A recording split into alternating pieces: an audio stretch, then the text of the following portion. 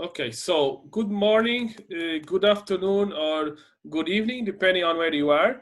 Here we are again for another EuroStruct talk with our esteemed colleagues, John Duntemann, and which is our speaker today, and also on the moderation with me, Fabrizio Palmisano. So good morning, John from US. It's very nice to have you here. And to you, Fabrizio, good afternoon. I want to give you some instructions concerning the way we are working. So for those that are on Zoom, you have your camera and your micro turned off. And for those that are assisting us on Facebook, you can see us on streaming. And the way you put questions is on the Facebook. You can put questions on the message on the Facebook directly, and on Zoom you can send the questions to the EuroStruct Association account.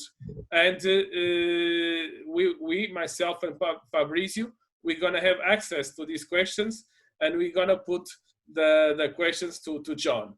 So I would like also to mention that it is running in parallel in Facebook a survey around the management of critical infrastructures during this pandemic situation. So for those that are assisting and during the talk, if you have a possibility, you can fill in this survey. And finally, I would like to acknowledge our associate partners. I'd like to acknowledge Isis and Uminho for making this possible concerning the using of the Zoom platform. I'd like to acknowledge Boutique for all the design issues. I'd like to acknowledge FIB and IABSE for being associate partners of EuroStruct LiveTalks. So once again, it is very good to be with you all today for this, I'm sure, impressive talk. And now I'm going to ask Fabrizio to present our esteemed speaker today. Thank you very much. Good afternoon, everybody, ladies and gentlemen. First of all, I would like to thank EuroStruct for inviting me to moderate with Jose this very interesting webinar. It's my pleasure to introduce my friend and colleague, John Duntemann. John Duntemann is a structural engineer having more than 40 years of experience in the rehabilitation and assessment of mainly in the rehabilitation and assessment of existing structure. He's senior principal at Janney Associate in Illinois. He is the current chair of IABSE Task Group 5.1 on Forensic Structural Engineering and a fellow of the IABSE. He's member of the IABSE Outstanding Structure Award and of the ACE Standard Committee for Minimum Design Loads for Building and Other Structures. He was a contributing author of one of the most important and interesting books on forensic structural engineering, Forensic Structural Engineering Handbook, and also the Handbook Contemporary Structures and in Construction, and is the founding member also of the ACE Standard Committee for Design Loads on Structure during Construction. So he is going to present a talk which title is an overview of forensic structural engineering practice. Thanks, John. Thank you, Fabrizio. And good afternoon, everybody. I'm in the United States, so it's relatively early here this morning. I apologize, we had a little technical difficulty and I was off by an hour on our starting time. I apologize for that. I hope everybody here. As Fabrizio said, the presentation today is an overview of what we call forensic structural engineering practice. This is an activity that is driving more interest in this activity.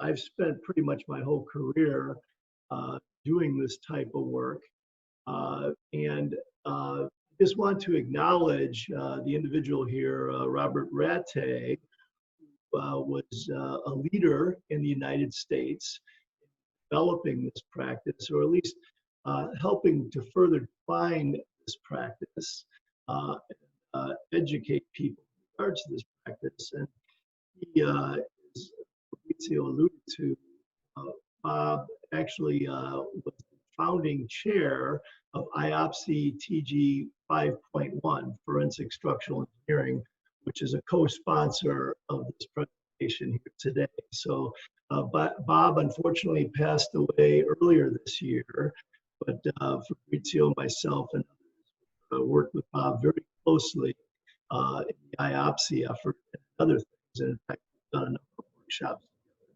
So some of the content here today is direct influence of Robert RATAY. So with that, I will get into a little bit of a detail about TG 5.1 and the specifics of this presentation. Basically founded in 2011, 5.1, I'm current chair as Fabrizio, and the vice chair is Carl Terrell. Our primary mission is to mitigate failures by sharing knowledge of technical, human, and organizational causes of failures, and to enhance the improvement of forensic structural practice by sharing this knowledge. Some of our activities are pre-conference workshops, special sessions at the IABSE and forums like this type of platform with EuroStruct, just to try to communicate what we do, why it's so important. So with this, with that, an overview of the presentation I hear here today. My understanding the format here will be, I'm going to spend about 15-20 minutes talking. The remainder of the time will be spent answering questions that may arise from this presentation. But essentially what I'd like to do is cover 5 topics. Generally define what is forensic structural engineering, how we try to define failure, and go through some of the origins of failure, the sources of errors that contribute to failures, and what are the ultimate consequences. So what is forensic structural engineering? There's kind of a variety of opinions, and in fact, our task group, we debate this as far as how we should define ourselves, but I think this is a fairly concise definition. Basically, it is the investigation and determining cause of structural failures. Oftentimes developing solutions to mitigate future failures and solve existing problems, and providing opinions and possibly expert testimony and dispute resolution if necessary. This field of practice is really developed as a result of the proliferation of failures, both in the United States and all over the world, basically. The complexity of design and construction, the involvement of insurance companies and claims related to damages and lawsuits, the need for technical support related to those types of claims, and probably most important, recognition that future failures can be mitigated if we use lessons learned from properly investigated past failures. In the United States, this field of practice has been around, or at least kind of defined by the American Society of Civil Engineers since about the 1980s. And there's actually a guideline in regards to the forensic engineering practice. It's a second edition now, and it's something that is readily accessed online.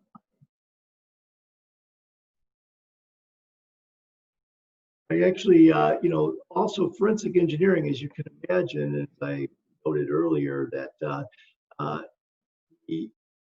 this work also presents opportunities for research to better understand why failures occur. Oftentimes requires research to explain things that weren't really understood prior to those failures happening. So essentially just kind of going through the list here to better understand structural behavior, to validate assumptions made in design and construction, and perform or develop testing that may, or standards that may not have existed prior to the. So the next part of the presentation here is to talk about, just kind of generally describe what how we as a group define failure. It's a very broad definition. I mean, today, a lot of the examples I show you are fairly catastrophic collapses, that they're very high profile. But the reality is, failure can be, something, a significant structural collapse, or it can be just where the serviceability of a structure is compromised. So by our definition, we call structural failure nonconformity with expectation, or an unacceptable difference between intended and actual performance. Some examples of this are collapses, excessive deformation, or deformation that compromises function or serviceability of the structure, cracking, or advanced deterioration. So again, in the United States, and all these examples I'm going to show you, one exception, are from the United States. So I'm not sure, I mean, it'll be interesting to hear maybe in the question and answer period of groups' familiarity with some of these failures. But just I thought it'd be good to start with some of the earlier high profile, 20th century failures that were very high profile at the time. And I think it serves as a good preface to some of the other failures that I'm going to identify here because of the similarities. The point being is that as much as we've learned through forensic engineering practice and structural engineering practice in general, we continue as a profession to make mistakes. And again, that's really oftentimes significant and fatal mistakes. So the purpose of this presentation is to increase or heighten awareness of this problem and hopefully provide solutions or answers on how we might be able to mitigate these types of failures. Again, these are two very prominent failures in the United States. Roman Narrows Bridge collapsed in 1940, and the Bailey's Crossroads was under construction. An example of collapse that happened in 1970.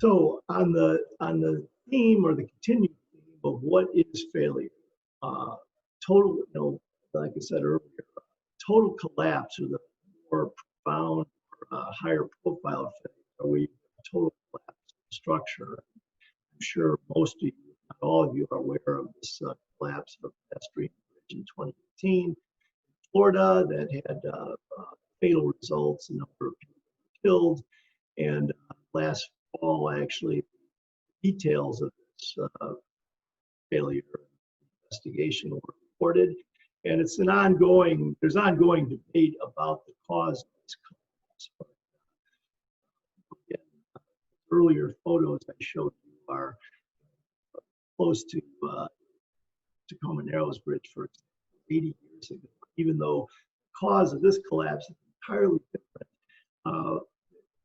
Continue to have these types of failures which have profound impact on the public, society, and our profession. This is another aggressive type of collapse that happened late last year in the United States. Again, just an example of the Crossroads example showed you from the 1970s. Even though, again, the details of this are different, it's a form of progressive collapse. And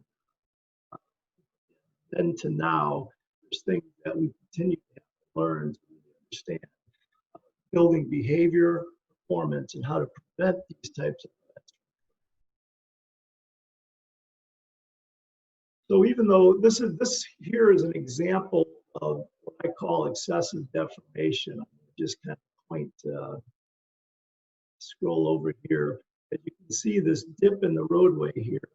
This bridge was built in the 1980s, and in 2013, this dip in the roadway, it's a couple displacement of this pier, occurred, and of course closed this roadway to traffic.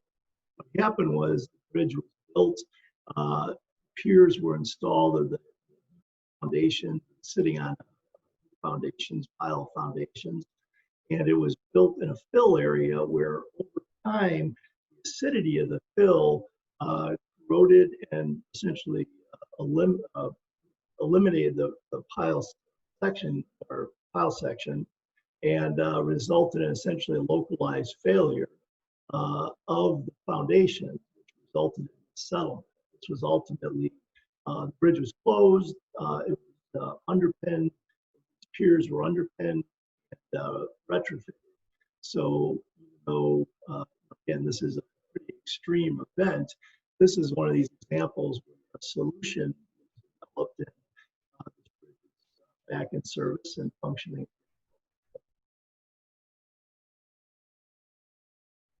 This example here is just, I call it it's cracking, but it's really a time-dependent problem.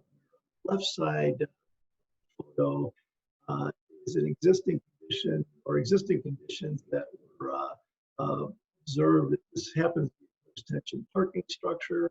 And after this was built, right after it was built, this diagonal cracking, which is hard to pick up here, but was identified. And there was quite a bit of analysis done. There was multiple parties that got involved to evaluate the significance of the problem.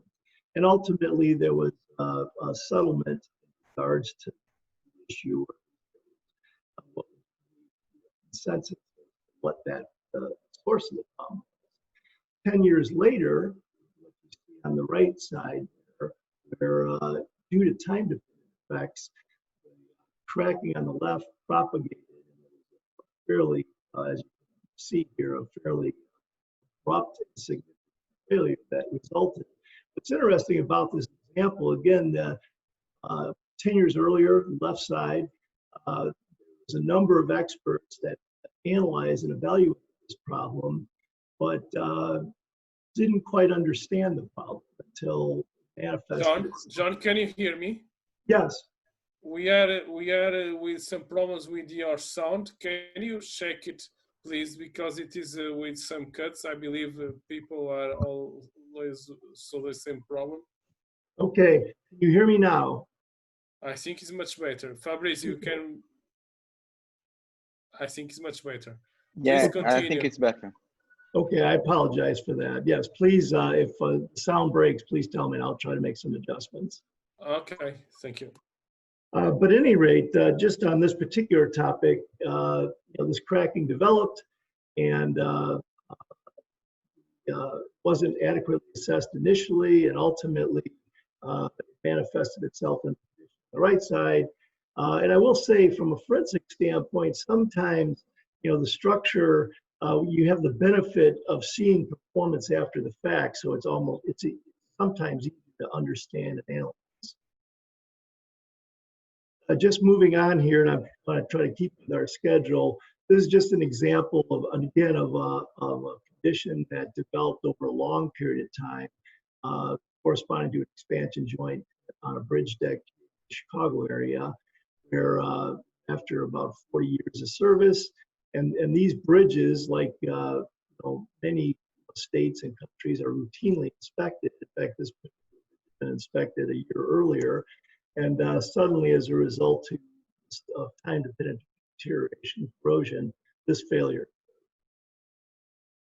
So again, the purpose of this first segment was just to kind of illustrate some examples of how we define failure. As far as origins, mistakes can occur anywhere along the planning and design, construction, service life of the structure. In design, it could be between design and construction as how things are communicated between the design team and construction team.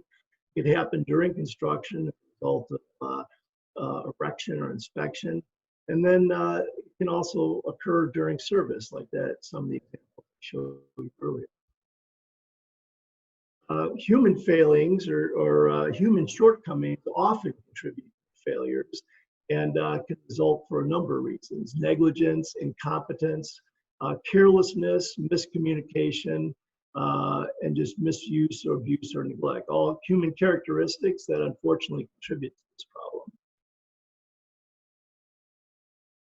I'm going to identify some of the origins of failure. This isn't intended to be exclusive, but I want to just kind of illustrate direct human action, environmental events, material defects, deterioration, non-engineered structures, and compound causes, meaning combinations. So failures can result, or the origin of failure can result for accidental or deliberate reasons. On the left side, clearly an accident of a truck driving through the wall. On the right side is the photograph from the borough office building down in Oklahoma City, potentially bombed in 1995. But they can be environmental. This was from a photo in the Gulf area, the panhandle of Florida in the United States after Hurricane Michael in 2018. What's kind of interesting about this is look at that single structure, which was actually new construction built to current codes, and all the surrounding structures were decimated simply because they predate some of the or existing hurricane provisions. There's another environmental example. Basically, this is a hangar building out at Dulles Airport in the Washington, D.C. area where it collapsed due to snow loads. What's interesting about environmental loads, and frankly all environmental loads, but snow and seismic and wind, that oftentimes defects in design and construction aren't evident until you have what we call a design event. This in fact was an event which indicated or identified defects in the original construction. This here, I think all of you are familiar with the Polsevera Bridge, the Morandi Bridge, or Design Bridge in Genoa. Received quite a bit of coverage and press. Fabrizio actually made a nice presentation regarding this in France at the IABSE conference 2 years ago. But again, this is clearly advanced deterioration, corrosion of the post-tensioning system.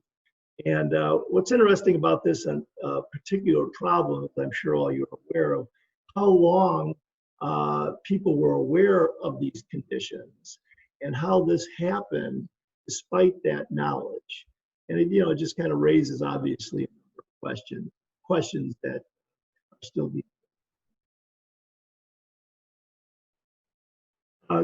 This here, another origin of failure is what I'm going to call non-engineered structures. And I think this is, well, it's definitely common in the United States in my experience, and I think it's more common around the entire world as far as the number of structures that exist, so-called temporary structures. In this case, this is a stage for a concert event that collapsed in 2011 under a wind load that was nowhere close to being what we define design wind. But because the structure wasn't engineered, it was nowhere close to being able to resist, essentially what was a summer storm that came in during the course of its concert. It had tragic consequences. So next, I'd like to talk a little bit about sources of errors. This terminology here, the concept of design errors and omissions, actually in the United States, professional practice insurance is called errors and omissions insurance, one part of professional practice insurance. And basically, errors corresponded to essentially mistakes, where the engineer might have made the wrong assumption, might have assumed the wrong load, might have assumed the wrong capacity, or made bad assumptions about load path, or had a bad analysis. Proper.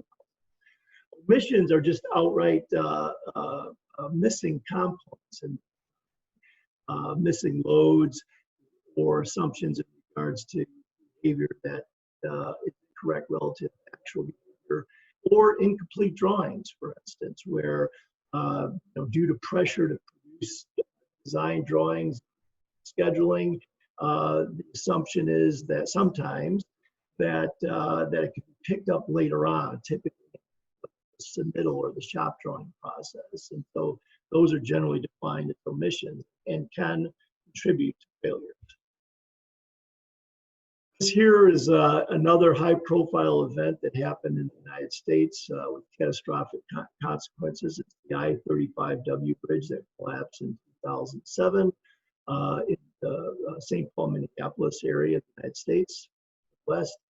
And for those of you that are familiar with this, it's basically a design error where you have gusset plates that on similar conditions or subject to similar loads, it appears that the size of the gusset plate in one area, the area that collapsed, was half of the size of what intended a gusset plate size was, or specified to be.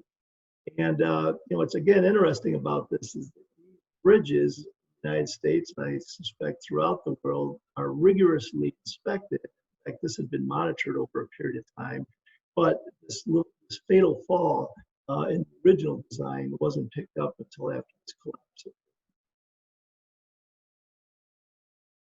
How is the audio, Jose? Can you hear me okay? I think that you can try to turn off your cam just during the presentation to check if the sound is getting better. Turn off the camera? Yeah, only the camera. Just check now. Okay, how's that? I think it's better. Okay, very good. So just again, kind of going through some of the some potential causes, shop drawings. Shop drawings are basically how we exchange information between the designer and the contractor to make sure that the contractor and the fabricator is correctly interpreting what the design intent is. And in some cases where there is no shop drawings, of course, that's conducive to all kinds of misunderstandings, errors, and possible failures. Or just, as I indicate through the bullet list here, just a variety of misinterpretations or misunderstandings of the shop drawings.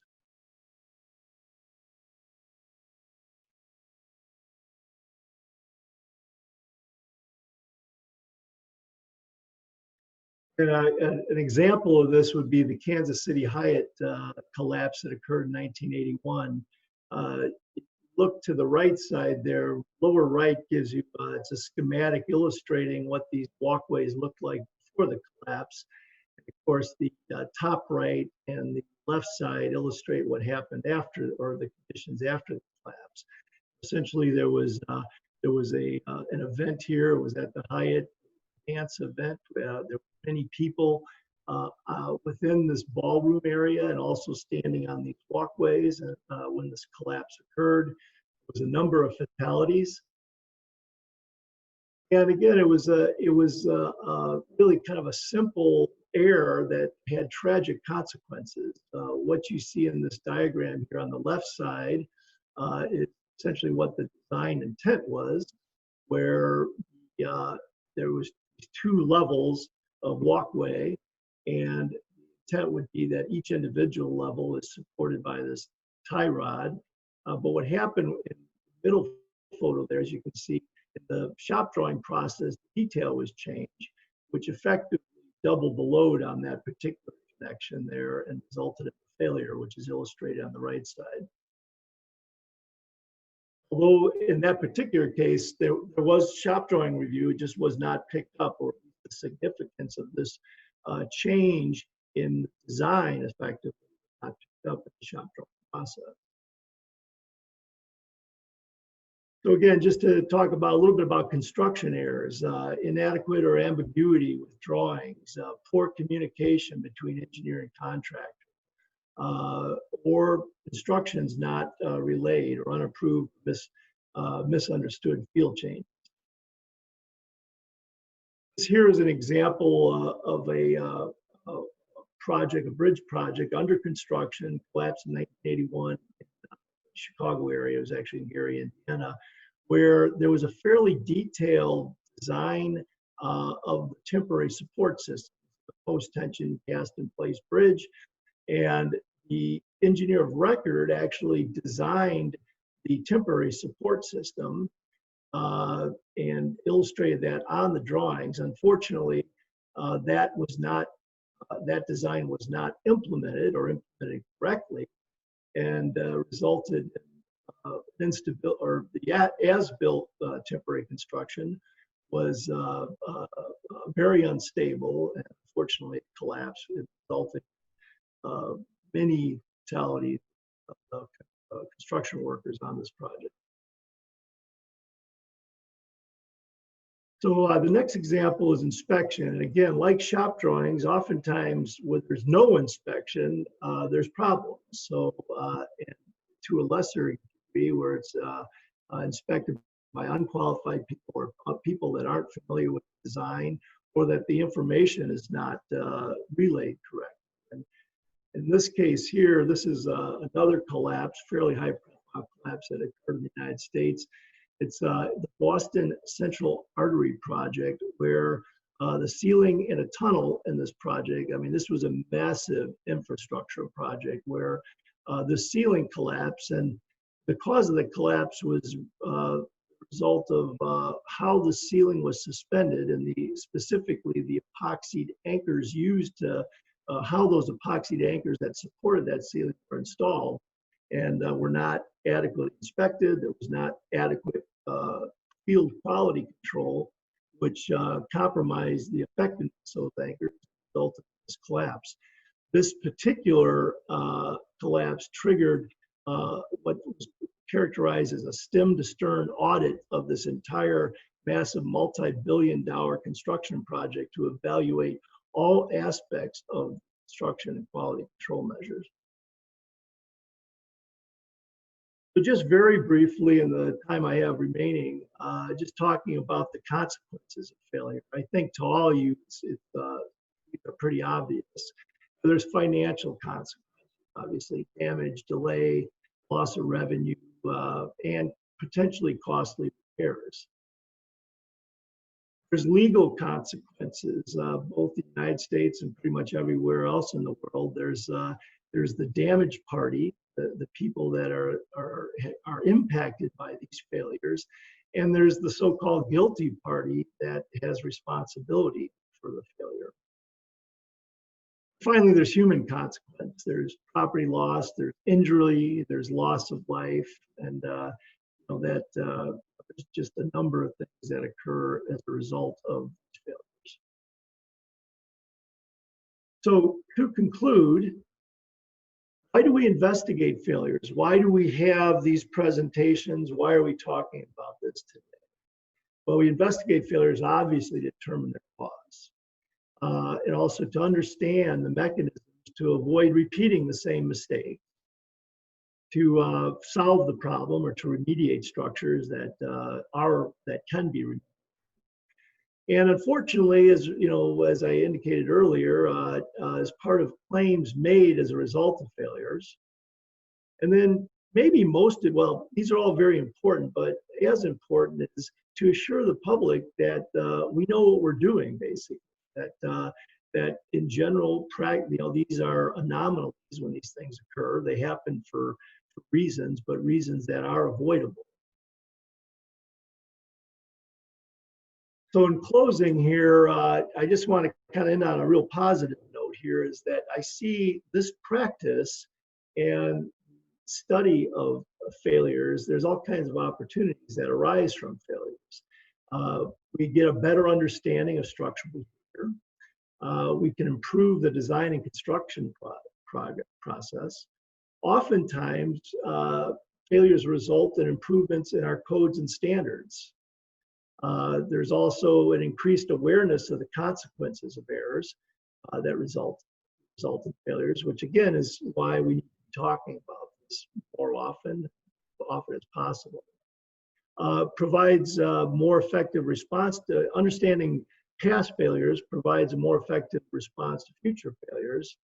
And this concept of, in the United States, we use this term of responsible charge. meaning the individual, and it's usually an individual or organization that has responsibility for the success of the project. It really reiterates or emphasizes the importance of responsible charge and taking responsibility for your actions. With that, I think I'm within the time frame, Jose, I hope, and I'll open it up to some questions. Thank you, John.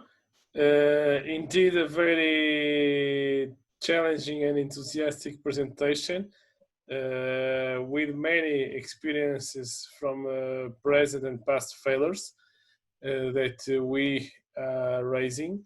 I would only like to ask you that if you want to place any question to John, you can either make it on the Facebook or on the Zoom chat by sending the question to the EuroStruct Association account. So if you have any question, just proceed in this way. So I have a question for you, John, which is with respect to the experience from practice on forensics engineering. What is in your opinion, the variation between United States and Europe, and and also between United States and other parts of the world? How is it growing in terms of forensic structural engineering? Yeah, I would, it's interesting. I think it's very similar in some respects and maybe not so much in others. I mean, in the United States, absolutely, litigation, there's a lot of litigation that surrounds these failures. But, as I indicated in my opening, and in, how we're defining forensic engineering, or at least how I define forensic engineering, oftentimes these failures occur, and particularly if there's not fatalities, it's owners, clients tend to be pretty pragmatic. They just want to know, okay, mistakes happen. How do I fix it and get on and complete the project? And I think that's pretty universal. I think definitely in the United States we see that. Obviously these higher profile failures, claims that occur, particularly where there's fatalities, there's generally always litigation. But the majority of failures, at least in my experience, there's not. It's more about property damage. It is about where they're opposed to having fatalities. So I think in the United States, and at least in through IABSE and my interaction with in IABSE, like Fabrizio, for instance, I think the experiences are pretty similar. I will also say that in the United States, though, the method of what we call procurement is probably more conventionally what we call design, bid, build, where in other parts of the world, Europe, Asia, their procurement methods, there seems, at least my impressions, that design build, where one entity, and typically the contractor, has more control of the process. And that can kind of change how these types of problems or types of failures are addressed.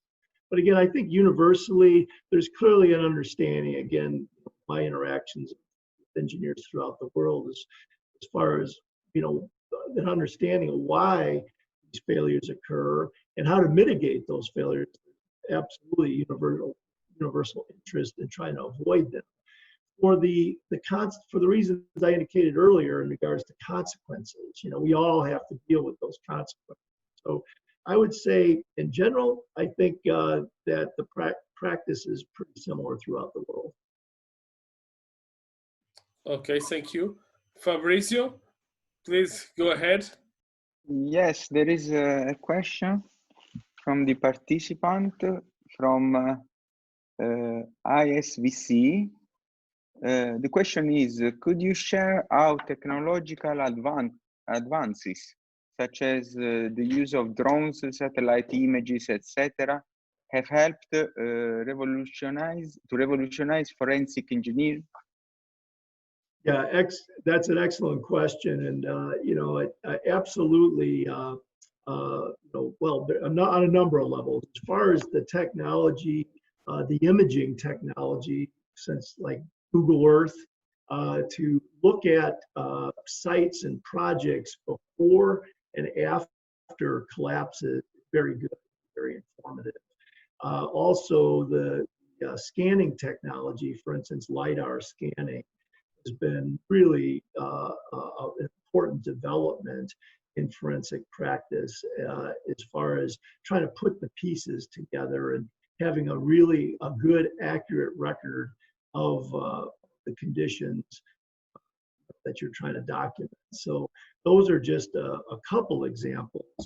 And also just being able to do the research, you know, today, you know, just Googling, you know, like these case studies, failures that I talked about here, you know, you can get a lot of detail on these by just Googling projects. And, you know, those tools obviously just 20 years ago. So in my career, my lifetime, advancements in technology as to this practice have been really, really extraordinary.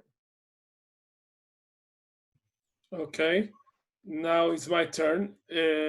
John, actually, is there existing and reliable databases which are available, could be available for practicing engineers to study and learn from these failures or near failures? Yes, there are, and actually part of the IABSE, the task group 5.1 effort is, you know, we're looking at the idea of developing a failure database. There in the United States, that's been tried by a couple different groups with varying degrees of success. ASCE back in the 1980s, that with forensic task group was first developed by ASCE.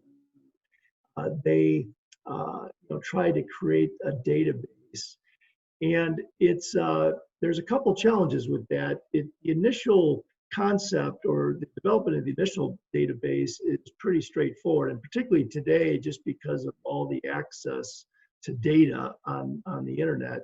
What really presents a challenge, though, is the maintenance of a database, you know, and so you have to really have the infrastructure to continue to update the database as new information becomes available. So that's one of the challenges with developing and managing a good database. And then the second part of it is, as a result of litigation and claims made, there's a lot of failures that are not reported or cannot be reported in a timely manner, or at least the findings, and you know, that could be useful to our profession, the engineering profession at large. And sometimes the delay can be, you know, 10, 15 plus years due to litigation. And so that's kind of a secondary consideration, but that is a little bit of a challenge in maintain or having a database. Is just case studies tend to be older and sometimes anonymous. Now, you know, in the public sector, for instance, that FIU bridge that I identified earlier, in the United States, OSHA and NIST produced reports on that were immediately placed in the public. And so that's good, you know, where you have a public entity that puts that information out there. You know, again, the databasing, that's kind of an ongoing challenge. Again, the good news is today you can access a lot of this information by internet searches, but there is one organization, though I'd be remiss by not mentioning that. They're based out of the UK. It's called CROSS. They have affiliates now in the United States and a couple other countries. And they do a very good job of identifying case studies, trying to keep them somewhat anonymous, and they have a very good database. And they have resources and the commitment basically to manage that database. That is an example of an organization that I'm familiar with that I think do a very nice job of managing a database. But there's always more opportunities in that area. It's just really, these are long-term commitments to maintain that type of information. Fabrizio. Yeah, okay, there is another question from Nerivaldo Galvao. Sorry for my pronunciation. The question is, in other industries such as nuclear engineering, aviation, and space exploration, human factors are usually addressed through human reliability assessment techniques, such as TERP, CREAM, HYATT, among others. How do you foresee the use of such technique in bridge engineering in order to take into account human fallibility? Yeah, I think that's another good question. I would say in bridge engineering, I personally am not aware of what efforts, reliability-based design is inherent in all code development. For instance, in the United States, the AASHTO code and the ASCE 7 standard. So broadly, it is considered, okay? But as it relates to, failure and the analysis of failure, in my experience, I think I've seen more of that like in the petrochemical industry, pipeline industry. There's a group with IABSE that does a lot of liability-based analysis of those types of failures. And, again, I would say just inherently, codes are based, are reliability-based. So in that respect, it is, but it is, part of it. But, and absolutely every failure results, or not every failure, but a lot of failures result in changes to the codes with just a basic understanding of what the causes of those failures were and whether the reliability analysis is accurate or valid.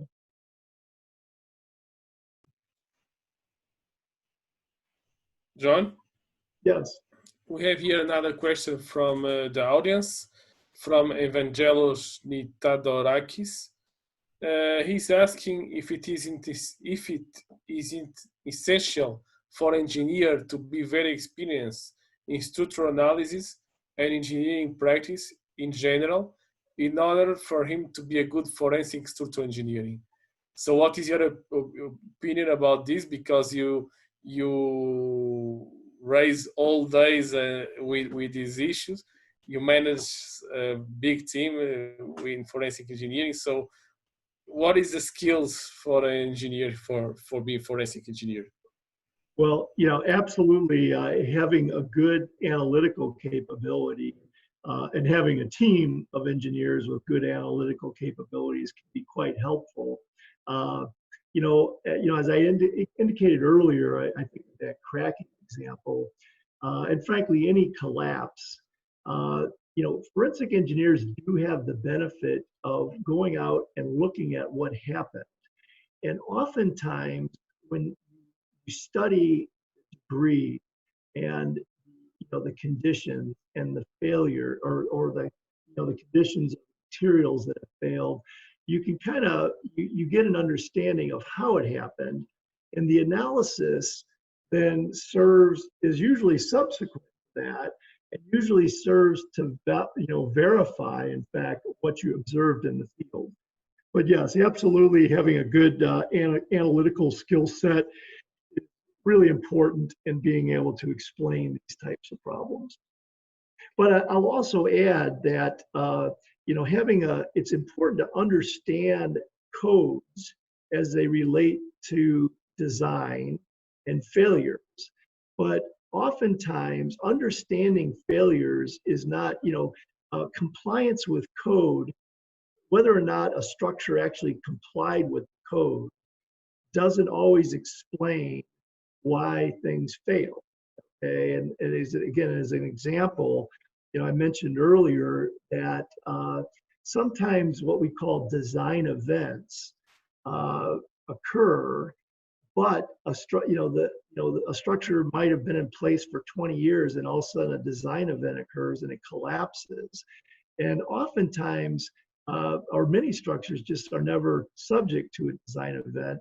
And so that's something that we always look at is, okay, one of the first parts of the analysis to look at, was the design, did it conform with the code that applied at the time it was built? And how does that code differ today? And does the change in code address the problems that caused the failure or not? Those are kind of a series of things, a process that we go through to try to better understand why things failed. Okay. Evangelos is also asking here if there is any certification program examination for forensic engineers, if you are aware of that. No, there's there's been discussions about that. I'm not sure from a practical standpoint, at least in the United States, whether it would could get a universal license for forensic engineering. I mean, essentially in the United States, engineers are licensed in an individual state where they practice, or multiple states. And that alone, there's only until about the last 20 years has there been more of a universal license. For instance, there's only, I think, 12, 14, 16 states that actually have a structural engineer's license. So that, just getting universal structural engineering license, sure, in the United States has been an issue or a problem. It kind of goes back to states' rights, basically. But so getting certification as forensic engineer, I think it would be a good thing to have, but it's not something that's in the United States. Fabrizio, what I know, and also just to add to that though, what we are seeing more and more of is curriculums that actually teach forensic engineering, or at least expose students to the forensic engineering process. And Robert RATAY, for instance, was really instrumental in creating curriculums in the United States that focused on forensic engineering, Robert and others. And I know Fabrizio, I think you teach a forensic class, don't you? Or No. Oh, okay. I taught structural engineering, but in Italy we have a master course of the University of Naples relevant to forensic engineering. Yeah, I think though, to answer the question, it's no, in the United States there's not a certification or a license for forensic structural engineering practice, but there is a trend to have more education on this subject. Of course, this type of forum and the IABSE forums and other forums, really are good opportunities to communicate this information. Just one add-on, I fully agree with that. I think that universities and even associations should implement more courses on forensic engineering, because we have a lot to learn with the past failures. In EuroStruct, what we are trying, and mostly we are focusing, is to develop trainings for inspectors, which is a missing point also. And as you already focused, John, we need to have more skilled inspectors, because these are the first to be in contact with the existing structures. Yes. Yeah, I would add that in Italy we have they are not university courses; they are continuing education courses on forensic structural engineering, and there are a lot of that. We have another question from Carlos Moreno. Yeah, and this is very interesting question. According to your huge experience, have you noticed some structural failures when redundancy was applied on original design? And I would add, if I may, when also in general, not only redundancy, but robustness was applied on the original design? Yeah, that's a good question. Let me think about, so have I seen failures where robustness and redundancy were considered, or where failures resulted despite what was perceived as good redundancy and robustness? I have to think about that a little bit. I would say that more times than not, redundancy, well, for instance, that bridge, the bridge with the dip in it, fortunately that, with the settlement of a single pier, actually multiple piers were affected, but you could see that kind of exaggerated dip in the road there. Fortunately, the redundancy of that structural system prevented collapse, okay? There was the other example though that I showed you, the floors collapsing progressively. Though that's the other side of it where there's no redundancy, and that creates these progressive collapses that are just are catastrophic when they occur. As far as robustness, that's another good question. I will, like, I don't know if I want to go with the Pulsavera Bridge as an example, okay? I mean, you could argue when that was designed at the time, that seemed to be a robust structural system, right? A grouted tension system. But over time, we learn obviously through, the types of deterioration mechanism that might compromise that robustness. I'm not sure if that's a good example, frankly, or a good response to your question, but no doubt the Pulsavera Bridge was originally built, and bridges like that, there are a lot of very similar bridges, that they're considered to be fairly robust designs. But over time, you learn, kind of the definition of robustness can change depending upon the deterioration mechanisms. John, we have here a question from Martin Polimeni from Argentina. He wants to ask you your opinion about the utility of the application of fracture mechanics and structural monitoring in forensic engineering. Yeah, well, absolutely. Structural monitoring, I think throughout the world is a really important topic, and there's a lot of developments, as you know, in structural monitoring. Our organization, we do a lot of that work, and I think that obviously can be very preventative. In fact, where you have situations where there's conditions or problems, sometimes the idea of monitoring it to further assess it is a recommendation. It's not uncommon to do that. So that's on the monitoring side. What was the first part of that question? It was also related with the fracture mechanics. If it is the application of fracture mechanics could be useful also.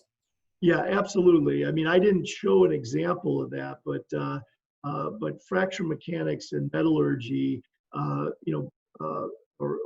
kind of broadly, the material behaviors. I mean, there's a lot of issues that we routinely look at. For instance, liquid metal embrittlement is something that we're seeing more and more of, having an understanding of that. It's a very special. Metallurgy is somewhat specialized in forensic metallurgy. Well, a lot of metallurgy is forensic, at least for my. But that can be very useful in assessing a problem. In fact, we rely on metallurgists pretty routinely to solve problems. And it also, frankly, it applies to other materials, wood, concrete, and the behavior of those materials relative to their actual behavior relative to their assumed.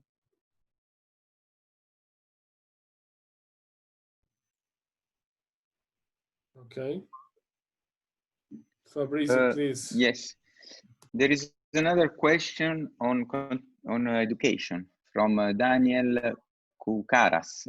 There are some efforts at European faculties to implement courses and/or study programs related to forensic engineering. At what level of study it should be implemented according to you? Bachelor, Master Science, PhD? In other words, should students specialize earlier in studies, or it should be studied after some time in practice? Good question. Yeah, another good question. I think absolutely that probably as an undergrad, at least in the United States, it's probably too early. I don't think as an undergrad, even though there's a lot of lectures that undergraduates are exposed to, which is that Bachelor of Science degree, that just kind of exposed undergrads to professional practice. But as far as the coursework, I think, at least in the United States, that you really have to have like a master's level or perhaps even a PhD level understanding of engineering and analysis and mechanics to really appreciate a lot of aspects of forensic engineering. So I would, I think as far as a curriculum, I would probably encourage that as a grad level course. John, one other question is with respect on the, if in your opinion, the Forensic Institute of Engineers should be public or private enterprise, and what is customary in the United States and also in other countries? Yeah, that's kind of in the United States, and I referred to this earlier. There are public agencies like OSHA, the Occupational Health Administration here, and NIST, which are national or federal agencies that investigate failures. And in some respects, the benefit of that is that the information becomes more publicly available. And also, I mean, these individuals like at NIST are particularly qualified to do these types of analysis, and they generally write very good reports. But personally, I work on the private side, so we obviously we have the private sector perspective, and I think there's opportunity for both. I mean, the reality is in the private sector look at a much broader range of problems, and many of them not being as high profile as some of those collapses that might be addressed on a federal level. And generally, these high profile collapse and fatalities, that United States usually triggers some type of federal participation in investigation. It goes back to this idea of public safety and whether it's better public safety and concerns about public safety to be addressed by the public agencies, state or federal, versus private agencies or private organizations. Okay, Fabrizio. Yeah, there is a question from Francisco Pimenta. Do you have already some report of the failure of Morandi Bridge at Genoa? Yeah, there was an IABSE journal article. The one that I'm familiar with was published by IABSE. There is a journal article on that.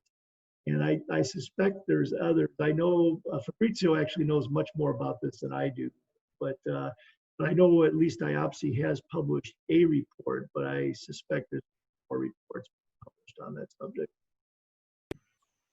John, there is here a question. How forensic engineers work and contribute in risk-based assessments for building code applications? I'm active on what they call the ASCE 7 standard of the United States, and that standard is adopted by the building codes, basically. And so, and my interest, frankly, in code development came out of my forensic work. It started with back, I first started, well, actually, the first collapse I ever looked at was that Klein Avenue collapse, that cast in place bridge construction down in East Chicago.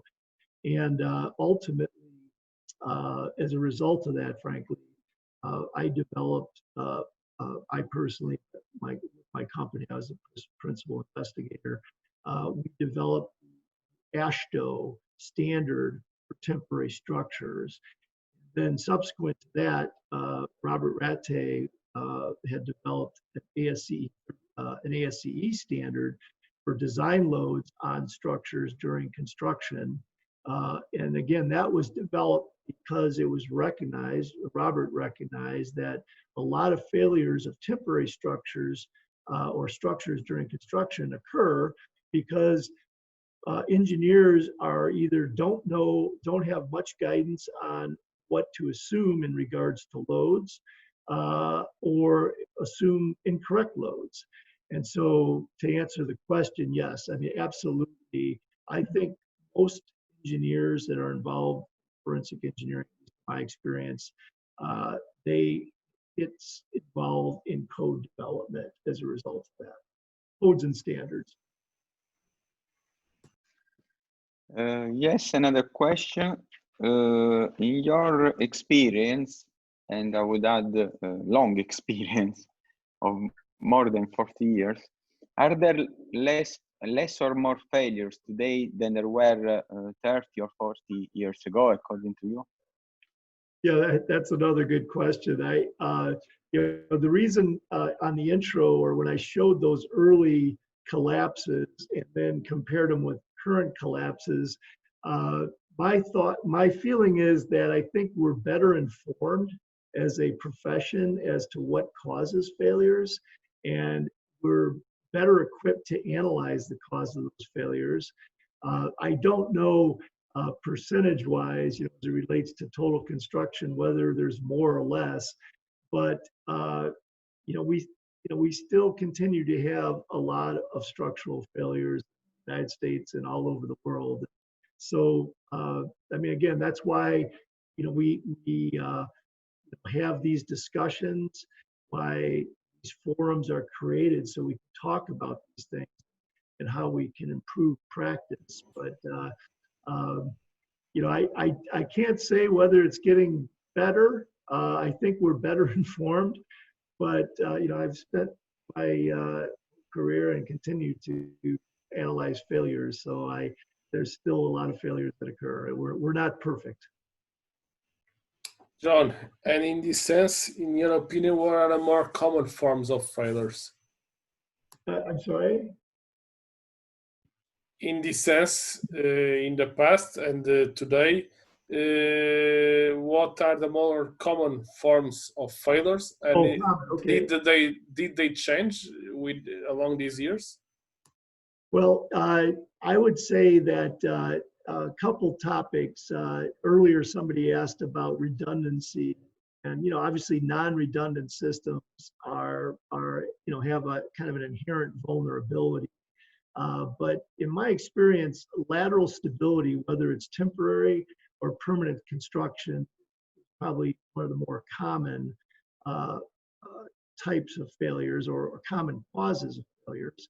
And then, you know, deterioration. I mean, when we in the United States, and I think all over the world, you look at our aging infrastructure, the Morandi Bridge, the Severa Bridge being another example, where you look at time-dependent deterioration, advanced deterioration, you know, that's another pretty common mechanism. So those are the two that, at least in my experience, are some pretty common causes of failure. But, you know, I'll say that it's not it's uncommon to, you know, see a failure and then see it again, you know, for similar reasons. So that's where, again, I keep emphasizing, talking about failures and explaining why this happens, and where appropriate, changing codes and standards to try to prevent it from happening again is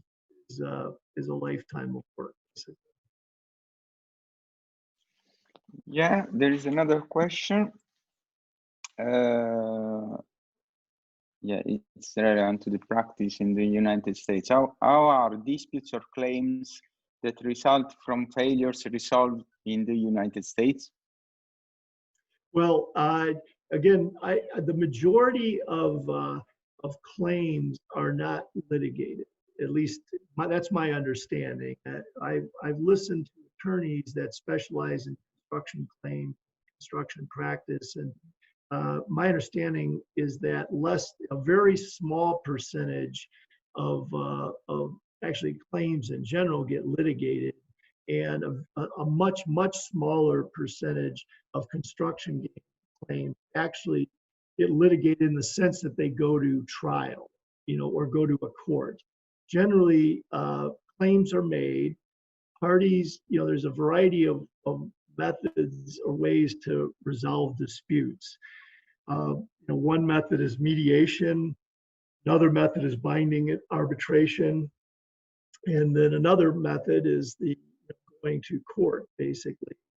And contractually, sometimes claims are required to be solved by binding arbitration. Oftentimes, mediation is used where the alternative is to go to trial, which can be expensive.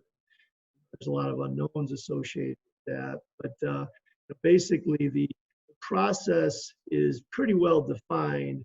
And again, my experience and my understanding is most claims, except these high-profile failures that occur, and even then, where there's high-profile failures with fatalities, oftentimes those settle before they actually go to trial, just because positions are pretty well staked out, and people, plaintiffs and defendants analyze their risk and exposure and generally elect to try to settle it outside of court. John, I have here a last question from my side. We are already achieving the time limit, and then I'm going to put this question, and then I'm going to ask Fabrizio to place the final question from his side. So from my side, we have a question from Nerivaldo Galvão. He's asking if it is a common practice in the US to analyze the design drawings, comparing them to the structure as built, in order to identify mistake or deficiencies caused by human errors, aiming the consideration of such information to track the structure performance during its service life. Yeah, well, yes. In the short answer to that is yes. As it relates to failure analysis, that's always the case. It would be unusual not to analyze the structure after a collapse to understand why it collapsed. In regards to new design and in the absence of failure, this idea of peer review, it's pretty common in the United States. Maybe not common enough. And it is also flawed. I mean, the FIU bridge that collapsed, one example I cited earlier, that was peer reviewed, and there was criticism about the quality of that peer review. So, but as far as a practice in general, the idea of peer review is important. To understand failures, absolutely, to analyze it, structure, to get a understanding of what the demands were, and then also analyze the materials to understand what the capacities are and compare the two, make conclusions based upon that.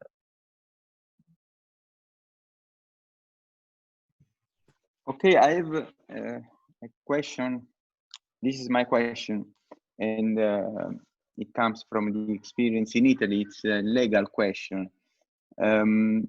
In case of a failure, a collapse, where there are fatalities, from a criminal point of view, who is responsible for the failure? I mean, because in Italy, is responsible the person who signed the design, the wrong design, etc. And what about the United States? Yeah, in the United States, I mean, negligence, kind of willful misconduct, can result in a criminal action. I'll say that that's often difficult to prove or demonstrate. But yeah, I mean, that can happen. I'm aware of at least one instance where those types of claims were made on a very high profile, one of the projects identified earlier. But it's probably criminal actions are probably less common in these types of disputes than civil actions. And I think and I'm not a lawyer, that's probably better for a lawyer to answer that, but I think it's relates to ability to demonstrate negligence. You know, it's a pretty high bar. Okay. So now, John, you can turn on the camera again so that we can see you at the end. You're testing me here. You just need to click on the camera button. There we go. Okay, now we can see you and your face. So we are at the end of this talk. Again, it was a privilege to have you here speak with us today. For sure, for those that have many other questions, they will contact you. And also, I want to also acknowledge the work that is being done in Task Group 5.1 of IABSE on forensics. It's a very long and historical task group in IABSE with many experience. And also in this sense, I would also like to acknowledge Fabrizio. Also, it is a colleague from IABSE and I would say a member of this task group also from some time ago. And in this sense, I would also like to acknowledge our associate partners. So is University of Minho, Boutique, IABSE, and FIB. And to finalize, I want to give you some news. So as I told in the beginning, we have and we are running the survey concerning the management of critical infrastructures during the pandemic situation. So for those that will be able to be very good that you could fulfill or fill this survey. And from IABSE, we have this information about the symposium in Wrocław. The early bird registration has been extended until 15th of July. And with respect to the next year's Congress in Ghent, the call for abstracts was already open. So this is the information from IABSE. Those who want to go to Wrocław or to Ghent next year can still register with early bird and also can submit the abstract on time. With respect to FIB, the conference in Shanghai was rescheduled to 22 to 24 of November, and the early bird and abstract submission was postponed. Concerning EuroStruct, as I was telling previously, we are running the online course for bridge assessment inspectors considering the quality control procedures that we discussed in Cost Action 1406. And this will be held from 2 to 4 of September. And you can register on our website. And also in next year, in 2021, we are going to organize the EuroStruct 21 conference in Padua, in Italy, from 29 to 31 of August. So everybody is very well come to this conference where we are going to raise all these topics. And to finalize, I invited you to the next EuroStruct live talk with Emilio Bastidas Artiaga on the climate change impact on the existing infrastructures. It will be on the 1st of July at 2 p.m. Central European Summer Time. So once again, I wish you good day or a good night or a good afternoon, depending on where you are. For my colleagues that were here with us today, thank you very much, and hope to see you soon, at least in Wrocław. So regards to everybody, and thank you very much. Bye. Thank you. Bye-bye. Bye-bye. Bye, Jose John. Bye, everybody. Bye, John. Bye, Fabrizio. Thank you.